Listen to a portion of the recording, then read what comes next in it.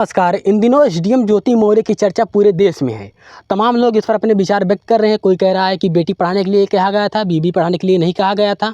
तो कुछ लोगों का कहना है कि किसी एक की गलती करने की सज़ा सबको नहीं दी जा सकती है। तो तमाम लोग इस प्रकार से अपने विचार व्यक्त कर रहे हैं। लेकिन अभी हमारे साथ मौजूद हैं एक युवा छात्र। इनका क्या विचार है, इनका क्या कहना है इस संपूर्ण कांड पर, इनसे हम बातचीत करते हैं।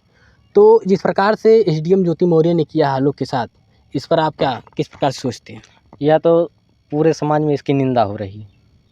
सभी लोग इसकी घोर निंदा कर रहे हैं। ये बहुत गलत हुआ आलोक मौर्य के साथ। सभी की इस पक्ष में विचार हैं अगर देखा जाए तो, और कहीं न कहीं तो अनुचित ही है। कुछ लोगों का कहना है कि सभी लोग केवल ज्योति मौर्य को ही गलत ठहरा रहे हैं। मनीष दुबे की कोई बात नहीं कर रहा है, उनका और ज्योति से कोई बात नहीं कर रहा है कि उनका क्या कहना है। जब कोई लड़की घर से भागती है, लड़का ही लेकर भागता है, लेकिन लड़की को ही क्यों कहा जाता है? तो इसी प्रकार से जान लीजिए यहाँ भी वही सेम सिचुएशन है। भैया लड़कियों को हमेशा ही दोषी माना जाता है। लेकिन लोगों का कई बड़ा कहना है कि बेटी पढ़ाइए, बीबी पढ़ाने नहीं ना पढ़ाइए। बेटी पढ़ाने के लिए कहा गया था, बीबी पढ़ाने के लिए नहीं। इस पर आप क्या कहेंगे? मैं तो भैया सेक्शन धारा 10 को मानता हूँ। आईपीसी की धारा है 10, मैं तो उसी को फॉलो करता हूँ। भैया एनी एज की कोई लड़की हो, मैं तो उसको स्त्री ही मानूंगा। तो सेक्शन धारा में क्या कहा गया? सेक्शन धारा 10 में यही डिफाइन किया गया है, स्त्री पुरुष को किसी भी एज की स्त्री हो या कोई व्यक्ति है, वो चाहे 5 वर्ष की हो या 75 वर्ष की बुढ़िया हो, उसको भैया स्त्री ही हम कहेंगे। सेक्शन 10 यही बात करता है स्त्री पुरुष के विषय में। तो अभी जिस प्रकार से निकल के आया है कि लोग कह रहे हैं आप बीवियों को जो है पढ़ाने से पहले आप जो एग्रीमेंट करा लीजिए, कॉन्ट्रैक्ट करा लीजिए, इसके बाद आप उनको पढ़ने के लिए भेजिए जो है। इस पर क्या प्रतिक्रिया आपकी? इसके पहले तो मुझे लगता है इस प्रकार से कोई घटना हमारे सम्मुख आई नहीं थी। फिर भी जो अगर कॉन्ट्रैक्ट की बात कर रहे हैं तो मुझे नहीं लगता है कि ये बहुत गलत है, क्योंकि जो कॉन्ट्रैक्ट एक्ट है 1872 का बना हुआ है और लॉ है, हमारे लिए ही बनाया गया है। हमको इसका उपयोग करना ही चाहिए, यदि चाहें तो कर ही सकते हैं, उचित है। लॉ तो हमारे ही लिए है। शादी विवाह के बाद अगर इस प्रकार से विवाह के बाद पढ़ाई के लिए भेजने पर कॉन्ट्रैक्ट अगर करके भेज रहे हैं तो इसके लिए समाज पर आगे क्या कुछ नेगेटिव इफेक्ट पड़ने वाला है कि नहीं? इस पर शादी के बाद भी कानून का सहारा लेना पड़ेगा रिश्तों को बनाए रखने के लिए। देखिए हम तो उस धरती से हैं जहाँ भैया एक बार कहने से माता सीता अयोध्या त्याग दी थी, दशरथ के कहने से श्री राम वन को चले गए थे। तो हम तो वहाँ फॉलो करने वाली उस देश के हैं। लेकिन इस देश में अगर इस प्रकार से घटना है तो भैया लॉ का सहारा लेना पड़ रहा है तो बहुत ही गलत है, क्योंकि हमारी संस्कृति व सभ्यता कहीं न कहीं इससे धूमिल हो रही है। इस प्रकार से गंदे इफेक्ट पड़ेंगे। तो क्या अच्छा नहीं लगता है कि अगर एक ज्योति मौर्य ने गलती किया है तो क्या सभी बीवियों को जो वापस बुला लिया जा रहा है, जो तैयारी कर रही थी इसके पहले जब सभी लोग भेज रहे थे, लेकिन एक ज्योति मौर्य की गलती करने से सभी को वापस बुला लिया जा रहा है, इस पर आप क्या ये तो बहुत ही गलत है। यदि कोई एक अच्छा काम करता है तो उसके एवज में उतने लोग अच्छे नहीं कर सकते हैं। अगर एक अब्दुल कलाम हमारे थे, सब बन जाएं भैया, क्यों नहीं सब बन सकते हैं? तो अगर एक कोई गलत किया है तो उसके एवज में सबको, देखिए संविधान के अनुच्छेद 20 के अनुसार है, किसी व्यक्ति को एक गलती की एक सज़ा दिया जाता है और उस समय के कानून के अकॉर्डिंग दिया जाता है। तो भैया ना तो यहाँ कोई गलती है, उन स्त्रियों को जो बुला रहे हैं तो ये तो भाई गलत ही है। लेकिन खबरों में आपने भी देखा होगा जिस प्रकार से अभी बक्सर की एक खबर निकल के आई थी कि उसके पति ने उसको जो प्रयागराज में तैयारी कर रही थी उसको उन्होंने घर बुला रहे थे।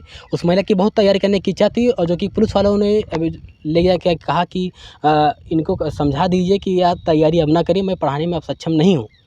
लेकिन जिस तो प्रकार से मुझे लगता है ये कहीं न कहीं बहुत गलत है। अगर किसी व्यक्ति को भैया अगर सज़ा मिले तो, अगर कोई गलत किया रहता तो समझ में आता है। इस प्रकार से भाई सब बुला रहे हैं तो ये तो कहीं न कहीं बहुत गलत है।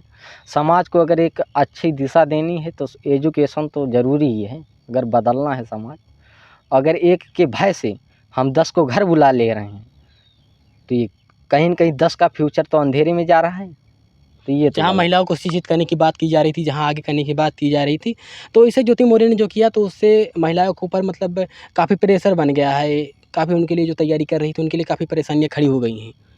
एक के गलत करने से काफ़ी स्त्रियों के, ये समझ लीजिए आप, फाटक बंद हो गया था। बाहर का जो दरवाज़ा खुला हुआ था तैयारी का, उस पर काफ़ी इफ़ेक्ट पड़ा हुआ है। ये तो बात सही। लोगों का यह भी कहना है कि सभी जो है ज्योति मौर्य की बात करें, मनीष दुबे का कोई नाम नहीं ले रहा है। मनीष दुबे कौन है, मनीष दुबे के साथ उनका क्या संबंध था, इस पर आप क्या देखिए कहेंगे? भैया, इस समाज में जब भी बात होती है तो लड़कियों को दोषी ठहराया जाता है। जब कोई लड़की घर से भागती है तो कभी लड़के से नहीं पूछा जाता है। ये समाज है भैया, स्त्रियों को हमेशा दोषी माना गया है, इस प्रकरण भी माना जाएगा। मनीष कौन है? लापता है भैया, लेकिन ज्योति चर्चा में है, ये तो है। जब कोई बेटी भागती है घर से तो बेटे को कोई नहीं पूछता कि बेटा तुम्हारा भाग गया, लेकिन बेटी को 10 बार ठोकेंगी कि फलाने की बिटिया फलाने के बेटे साथ लापता है। तो ये तो है, समाज की रीति है, इस पर हम क्या कहेंगे। आलोक मौर्य जिस प्रकार से इसमें धारणा बदलने का प्रयास किया जाना चाहिए कि जो इस प्रकार की मानसिकता है इसको बदलना आवश्यक है। हर बार बेटी ही क्यों दोषी हो भाई, पुरुष भी तो आपको क्या लगता है आलोक मौर्य के साथ जिस प्रकार से हुआ है उस पर आप क्या कहने आएंगे? गलत हुआ है कि नहीं हुआ उनके साथ? गलत तो हुआ ही है। अच्छा, इस संपूर्ण प्रकरण को देखते हुए मतलब काफ़ी आप जाएंगे कि अभी मतलब उस इसमें क्या परिवार होना का काफ़ी संघर्ष रहा है, उनकी सफलता के पीछे उन्होंने भी माना था इस बात को, तो आलोक के साथ तो गलत हुआ ही है। आलोक मौर्य जो तलाक नहीं देना चाहती हैं, पर तो ज्योति लेना चाहती हैं तो उन दोनों का अपना, ये तो कोर्ट में शायद मामला चल रहा है, तो व्यक्तिगत डिसीजन होगा, क्या होगा उसमें मैं क्या कहूँ, हस्तक्षेप उसमें। देख सकते हैं अभी हमारे साथ बातचीत करने के लिए मौजूद थे ये युवा छात्र। इनके जो विचार थे, इनकी जो प्रतिक्रिया थी ज्योति मौर्य की तरफ या जो इस संपूर्ण कांड की तरफ, उन्होंने अपनी राय व्यक्त की है। बाकी आपके क्या विचार हैं, आपकी क्या प्रतिक्रिया, आप क्या कहना चाहते हैं, आपके हिसाब से क्या होना चाहिए क्या नहीं होना चाहिए, और जो जिस प्रकार से ज्योति मौर्य ने किया है उनकी कहाँ तक गलती है, और आलोक मौर्य के साथ जो हुआ था जो हुआ है वह कहाँ तक जायज़ है नाजायज़ है, तो अपनी संपूर्ण प्रक्रिया जो है अपने कमेंट बॉक्स में डाल सकते हैं। और आज की वीडियो में इतना ही, बाकी मिलेंगे किसी नेक्स्ट वीडियो में, तब तक के लिए जय हिंद।